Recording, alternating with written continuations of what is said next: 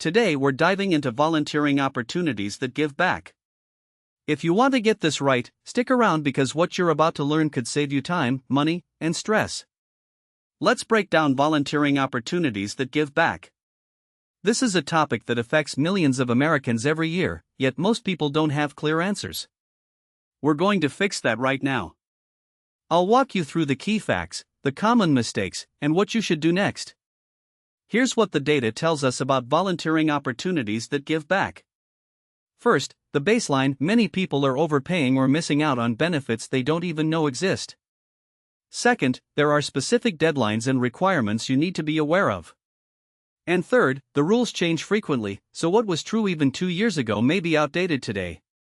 When it comes to volunteering opportunities that give back, the most common mistake I see is people waiting too long to take action. By the time they realize they need to do something, they've already lost opportunities or incurred penalties that could have been avoided. The second mistake is not comparing options. There are almost always multiple paths, and the first one you come across is rarely the best. Here's your 3-step action plan for volunteering opportunities that give back. Step 1: do your research.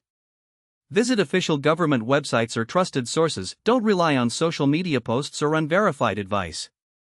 Step 2: compare at least 3 options before making any decision. Step 3: set a calendar reminder for any deadlines so you don't miss them. These 3 steps alone can save you thousands. If this was helpful, please subscribe and hit the bell so you never miss a video. Drop a comment below with your questions. I read every one. Thanks for watching.